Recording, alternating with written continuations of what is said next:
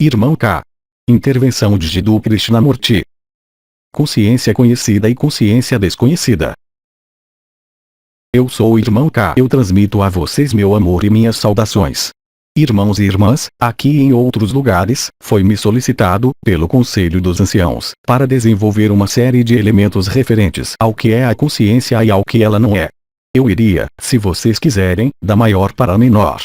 De maneira geral, o conjunto dos elementos que eu vou comunicar é levado a fazer ressoar em vocês, justamente, sua consciência no sentido de sua própria vivência, de sua própria manifestação. Então, o que podemos dizer? A primeira coisa a dizer é que a consciência é a própria essência da criação, que a consciência é a vida ela mesma.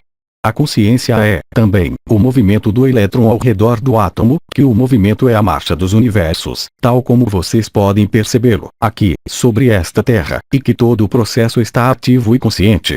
Então, é claro, a consciência não tem sempre a mesma amplitude nem a mesma função, nem o mesmo desdobramento, nem o mesmo confinamento. A consciência, tal como nós todos temos vivenciado sobre esta Terra, é uma consciência da limitação. Esta consciência da limitação está inscrita, mesmo pelo fato de não poder ter acesso ao que, justamente, foi chamado de desconhecido. O que é conhecido, na encarnação, é sua vida, o que vocês aprenderam, o que vocês vivem. Mas, quem pode dizer que tem consciência de outro sistema solar, de outra forma de vida não pertencente a um ambiente mais ou menos próximo, definido como a esfera interpessoal, seja afetiva ou seja nos diferentes domínios da vida que é levada sobre a Terra?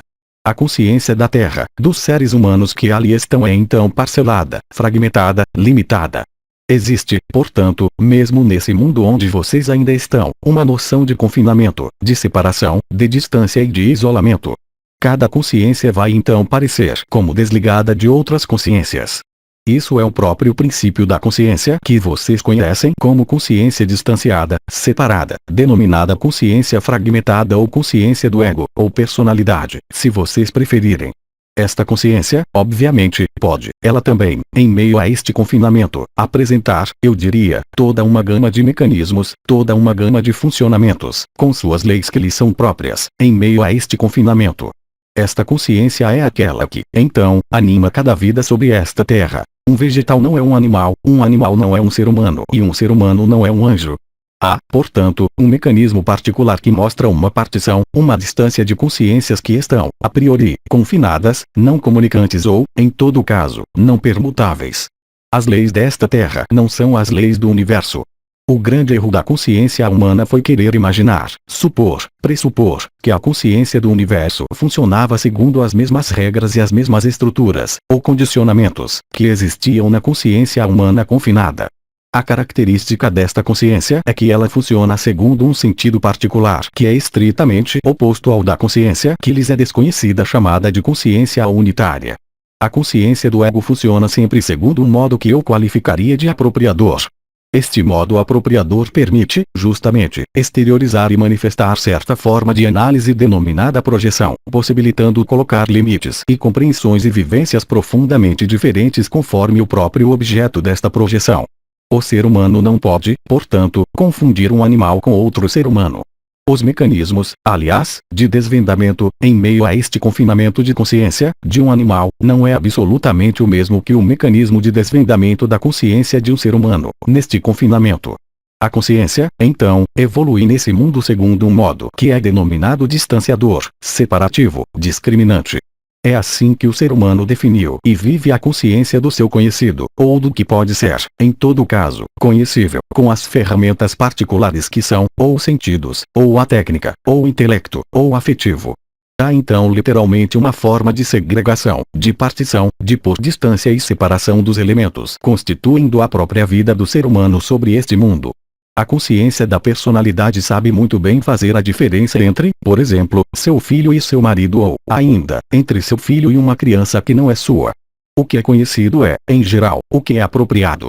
Seu marido e seu filho são conhecidos porque apropriados, enquanto que uma criança que não é sua e com a qual não existe qualquer ligação, qualquer percepção, mesmo se esta criança estiver distante, não pode ser, em caso algum, apropriada. Existe, portanto, na consciência humana, denominada dual, quaisquer que sejam os mecanismos que já lhes foram dados, seja na consciência de sonho como na consciência de vigília ou, ainda, na consciência de sono, se pudermos assim dizer, uma distância intransponível, fazendo com que os mecanismos em meio a uma consciência sejam profundamente diferentes, até mesmo em uma consciência denominada humana. Cada ser humano vai manifestar algumas apropriações, alguns mecanismos, fazendo com que cada ser humano seja único e diferente. A consciência da dualidade baseia-se, neste mundo, segundo um princípio imutável existente tanto no plano físico, como no plano técnico, como no plano afetivo, como no plano espiritual, denominado ação/reação ou atração/repulsão, que se resume, em última análise, na noção de bem e de mal. Conforme lhes foi explicado, e como eu espero que vocês o vivam, há uma modificação da consciência que está em andamento, que consiste em superar o bem e o mal, superar, então, a lei de ação/reação e de apropriação da consciência, modificando, de algum modo, o sentido da consciência, passando de uma apropriação a uma restituição, ou uma não apropriação, permitindo à consciência humana, que é luz e vibração, expressar-se segundo modos diferentes daqueles que prevaleceram na história da humanidade, como lhes foram apresentados, ou, em todo caso, em sua própria história, pelo que vocês conhecem, neste mundo, a história sendo sua história, inscrita em todos os mecanismos memoriais desta vida desde sua infância até hoje, ou, ainda, nos domínios mais sutis, nas memórias, por exemplo, do que é chamado de suas vidas passadas. A revolução da consciência, hoje, esta revolução final, leva-os a passar, como eu já disse, do conhecido para o desconhecido, do confinamento para a liberdade, do condicionamento para a autonomia. A consciência está também confinada, como vocês sabem pertinentemente, em um corpo, esse corpo possuindo suas próprias regras, sua própria química, sua própria fisiologia, que pertence a este mundo e que não está, é claro, presente no que vocês chamam, e que nós chamamos com vocês, de além, quer isso seja na concepção que está presente em sua consciência referindo-se ao além. De fato, vocês não levam esse corpo para o além quando vocês passam a porta da morte. Há então uma consciência que não é dependente nem apropriada por um corpo. Entretanto, como vocês sabem, é nesse corpo que lhes é apropriado e que é sua propriedade, que deve ser vivida a passagem do conhecido para o desconhecido, que se revela, agora, pelo desdobramento da luz e pelo retorno de Cristo. A revolução da consciência é, portanto, um mecanismo de reversão da consciência onde a apropriação vai passar a uma restituição, da mesma forma que, quando vocês passam as portas do que é chamado de morte, vocês devolvem este corpo à terra, permitindo, então, a outra coisa se manifestar e viver com leis, com regras e com outra forma de apropriação que não é mais dependente deste corpo, mas de outro corpo. Nós lhes dissemos que existe, neste mundo, um processo denominado falsificação e confinamento onde a consciência foi cortada do seu próprio conhecimento, do que nós podemos chamar, com vocês, do que lhes é desconhecido. As leis do desconhecido não são as leis do conhecido. As leis dos universos unificados nada têm a ver com as leis que prevalecem em meio à ação/reação. Dito de outro modo, as leis da consciência livre ou unificada não têm estritamente qualquer relação nem qualquer correspondência possível com a consciência limitada, manifestada pela alma, manifestada pelo corpo na encarnação. Assim, então, aparecem, claramente, duas consciências, que, à primeira vista, podem parecer totalmente opostas, totalmente contraditórias uma em relação à outra, evoluindo em dimensões diferentes, evoluindo em mecanismos, fisiologias e químicas profundamente diferentes e muito opostos. A consciência unificada, aquela que é sua no espírito, aquela que é a nossa, nós anciãos e de todas as consciências livres e liberadas, evoluindo no que lhes é desconhecido, evoluir manifesta um sentido diametralmente oposto à apropriação. A consciência una ou unificada, não conhece, é claro, nem o bem nem o mal. A referência bem/mal, ou ação/reação, não pode ser uma regra ou um mecanismo de funcionamento presente nos mundos unificados. Isso lhes foi nominado, em várias ocasiões, de lei da graça ou de ação da graça. Na realidade, as leis da consciência livre não são as leis da consciência confinada. A liberdade da consciência consiste em estar não mais localizada nesse corpo, em estar não mais localizada no espaço e não mais estar localizada no tempo. A consciência unificada pertence a todos os tempos, a todos os espaços e a todos os corpos. Retenha que eu dizendo que a consciência pertence, eu quero dizer que a consciência é onipresente, não sendo localizada nem dependente de um tempo e de um espaço ou de uma identidade. Ela é totalmente não localizada, não identificada, não projetada, mas evolui segundo uma lei que pode ser denominada lei da transparência.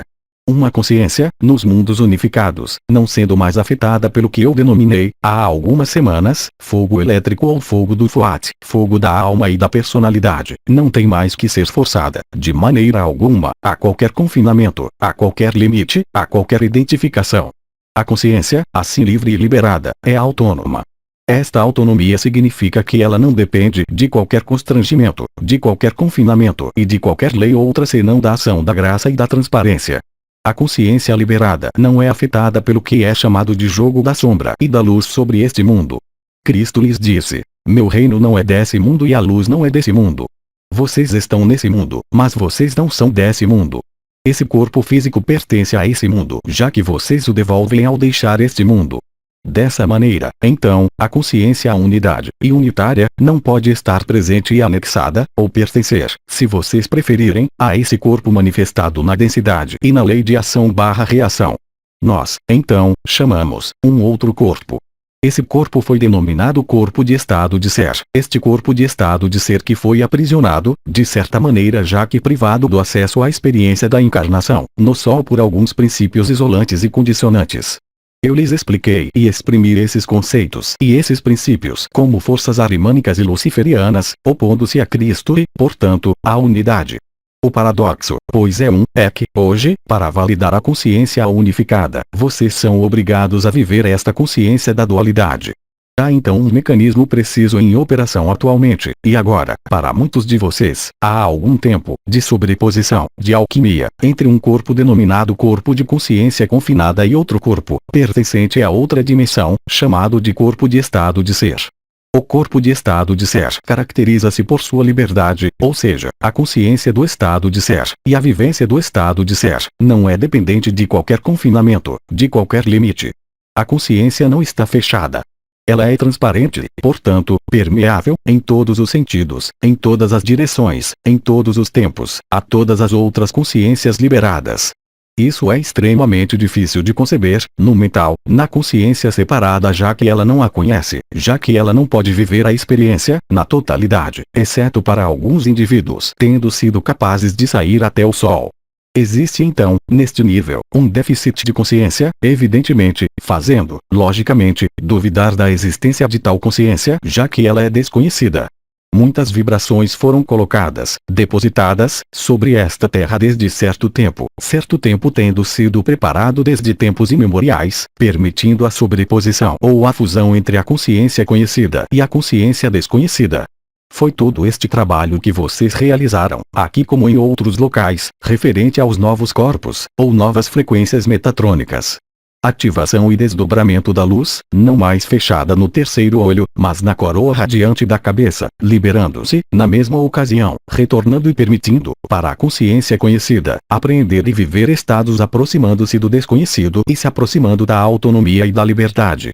É um momento em que esta fase de sobreposição, que vocês vivenciaram em graus variados, para cada um, deve dar lugar, por uma livre escolha consentida, à dissolução total da consciência do conhecido, a fim de penetrar, integralmente e em total liberdade, na consciência do desconhecido ou do corpo de estado de ser. Houve então um mecanismo de desdobramento da luz que nós explicamos longamente. Há, agora, um processo de sobreposição fazendo com que, como disse nosso comandante, NDR, Ivanov, a maior parte dos seres humanos seja capaz de se observar, além de ser o observador, além de ser o que observa e além de ser o observado. Existe então uma forma de distanciamento permitindo-lhes desencravar-se, literalmente, da apropriação da consciência do conhecido. Foi, eu diria, uma primeira fase, a penúltima fase, eu específico. Resta, agora, viver a última fase. Esta última fase é o desaparecimento, ou a dissolução, se vocês preferirem, da consciência fragmentada, da consciência fechada e aprisionada, a fim de penetrar, com lucidez, na autonomia e na liberdade. Isso é realizado pela conjunção de uma série de elementos. Esses elementos são, de um lado, o retorno da luz branca, de outro lado, um ciclo astronômico. Por um lado, a própria evolução da consciência. Por outro lado ainda, o famoso abandono à luz e acolhimento da luz. O conjunto desses elementos focalizando sobre um mesmo ponto de reversão final denominado ascensão. Esta fase ascensional, onde a consciência fragmentada desaparece, é exatamente o que foi impulsionado desde o mês de março e que irá terminar em pouco tempo. É preciso compreender que além da sobreposição da consciência do conhecido e da consciência do desconhecido, em graus diversos, para cada um, chega um momento em que a consciência fragmentada deve desaparecer completamente para dar lugar à consciência desconhecida da unidade. Na realidade, devido ao status da Terra, devido ao status de confinamento e de ruptura em relação ao espírito, não é possível manter uma estrutura em carbono, confinada, com a liberação que está em andamento. O conhecido e o desconhecido não poderão mais se sobrepor, de maneira permanente ou mesmo efêmera, por muito tempo. Há então um desaparecimento do conhecido, em favor do desconhecido. Esse mecanismo de passagem, que é a última reversão, eu chamei de passagem da última porta. É o momento da transcendência da dualidade, das forças arimânicas e luciferianas, permitindo-lhes fazer nascer Cristo e acolher Cristo, integralmente. Há, efetivamente, neste nível, acoplado a esta noção de abandono, o que eu chamaria de uma renúncia consciente, lúcida, clara e aceita, necessária e indispensável para penetrar esta consciência desconhecida e as esferas da luz onde mais nada é separado. O período que se inicia, que começou, eu diria, desde o desdobramento da luz metatrônica e que prosseguirá pelo desdobramento de Cristo, deve levá-los a colocar as ações, permitindo-lhes viver isso. Essas ações a serem colocadas, correspondendo a esta última reversão e a esta última passagem da porta estreita, denominadas crucificação e ressurreição, são, exatamente, ao que vocês são levados a manifestar, a viver e a participar. Compreendam bem que enquanto isso não for vivenciado, predominará, na consciência do conhecido, um elemento, denominado medo, que está em ressonância direta com o conjunto dos mecanismos da fragmentação e em ressonância direta com o que foi denominado atração/visão, o eixo falsificado levando-os para a densidade, para a separação, para o distanciamento e para a vivência da alma prisioneira na encarnação, e isso, para muitos, desde tempos imemoriais, em termos terrestres. A mudança de paradigma e a mudança de consciência, que serão vividas agora, não poderão mais por muito tempo acomodar uma sobreposição da consciência dual e da consciência da unidade. Isso vai ter no que eu chamaria, além do choque da humanidade, de uma situação denominada crítica. Esta situação crítica é o momento final onde o fogo do espírito é confrontado, de maneira definitiva, com o fogo elétrico persistindo em meio aos últimos apegos e condicionamentos. O fogo do ego, pois é dele que se trata, vai sempre levá-los, de uma forma ou de outra, a continuar o próprio fogo elétrico e a continuar, é claro, a dualidade. O fogo do espírito vai, ele, levá-los, pela impulsão crística, a viver a dissolução.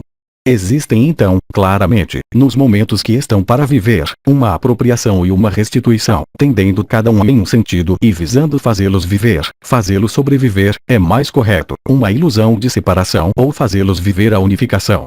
Isso se reflete, obviamente, no nível da consciência que não vivenciou ainda por completo, por mecanismos de interrogação, em ressonância com o medo, em ressonância com as resistências, se vocês preferirem, as últimas sombras. Estas últimas sombras, ilustradas pela encarnação de Ahriman e de Lúcifer, são também a encarnação da experiência dolorosa do ser humano, privado de luz e não conhecendo a luz.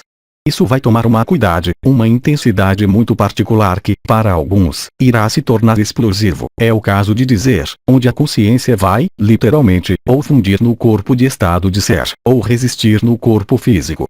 O que nós lhes demos como explicações e como vibrações, referentes às trilhas e às portas reveladas no nível do corpo físico, são os espaços privilegiados, não tanto em sua compreensão, mas exclusivamente mesmo, eu diria, em sua vivência vibratória de luz, de ancoragem do estado de ser, portanto, da sobreposição, mesmo em meio a esta consciência dissociada, da consciência unitária. É o que vocês vivem, com mais ou menos facilidade, seja no nível do corpo ou no nível da própria consciência, atualmente. É preciso compreender e aceitar que, quanto mais sua consciência estiver centrada e colocada, dirigida, sobre a vibração, quanto mais sua consciência e sua intenção colocarem-se sobre o corpo através dessas vibrações, mais será fácil para vocês pôr fim à sobreposição, tendo em conta os vários fatores que condicionam, de qualquer modo, esse momento final de que falei, seja o tempo calendário astronômico, a própria Terra ou, ainda, o calendário de desdobramento da luz metatrônica, e o acesso do conjunto da humanidade à Merkaba interdimensional coletiva. Durante um momento de sua presença, nós completaremos o que nós demos, uns e outros, e umas e outras, sobre essas trilhas, sobre essas portas que são, realmente, e é preciso conceber assim, não lugares de compreensão, mas lugares do corpo que são as portas, em todos os sentidos do termo, levadas a se tornarem portais interdimensionais pessoais, levando-os, como um ponto de fuga, a transmutar e a transportar sua consciência, inteiramente, da consciência dual à consciência unitária. É nesse corpo que é realizado então esse trabalho. Vocês irão vivê-lo, então é fácil compreendê-lo vivendo, assim que sua consciência se colocar em sobreposição, seja nos espaços de alinhamento, nos trabalhos que vocês podem fazer, de uma forma ou de outra, através das vibrações e da captação dessas vibrações.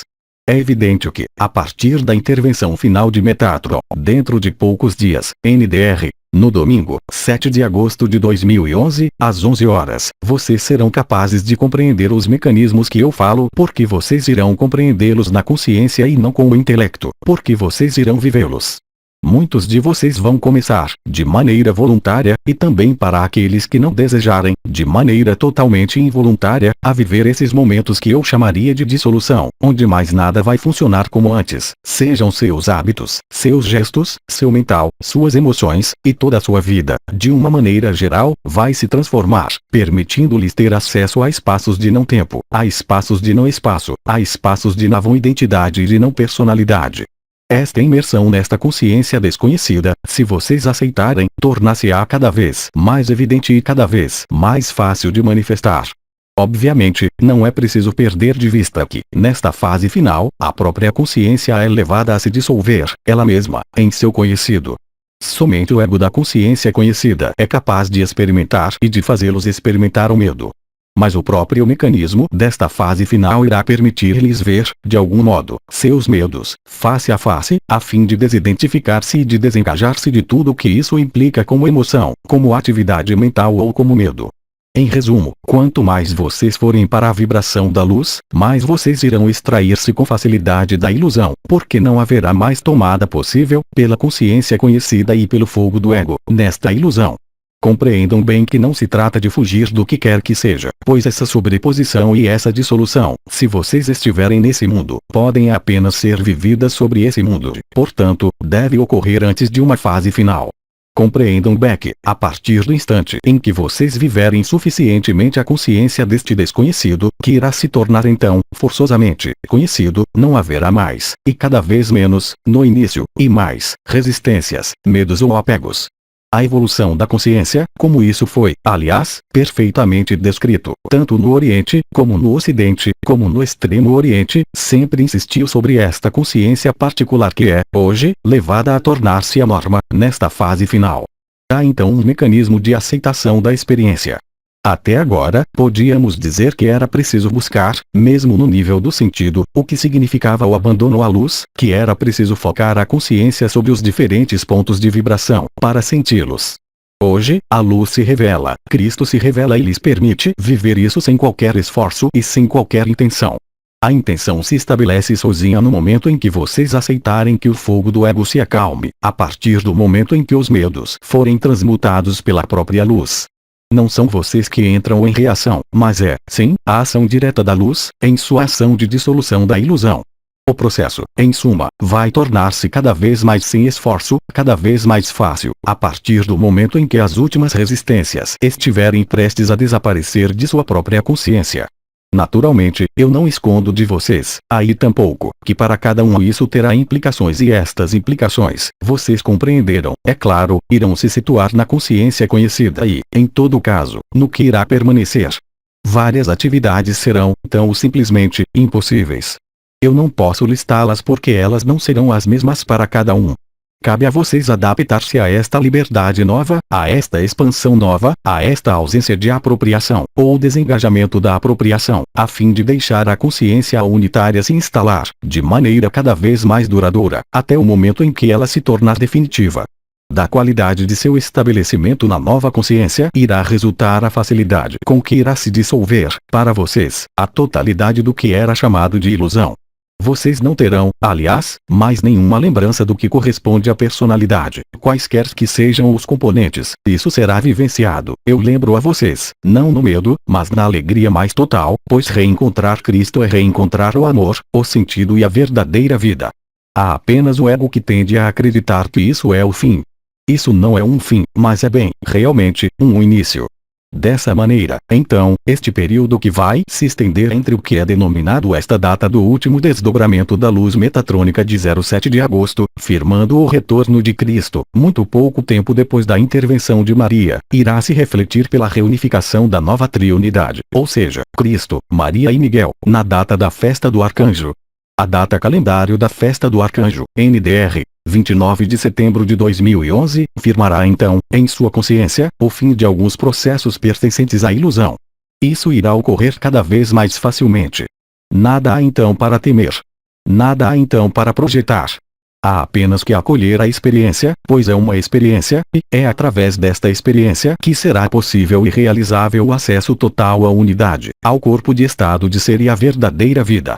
Naturalmente, neste período de tempo, já que vocês estão ainda neste tempo, é um período de tempo extremamente curto.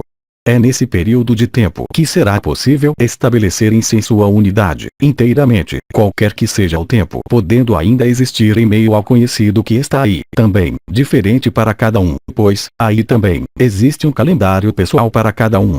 Como nós lhes dissemos, a luz é para todos.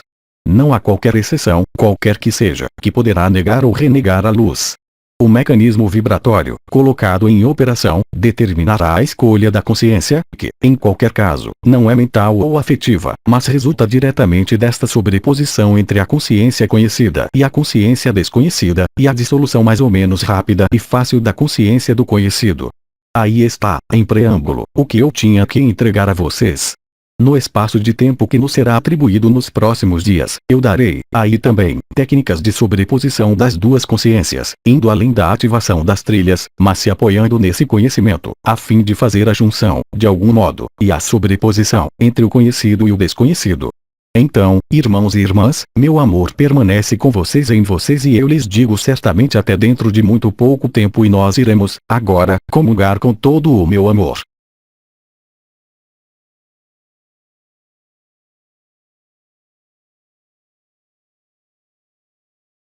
Aos 3 dimensões, 4 de agosto de 2011.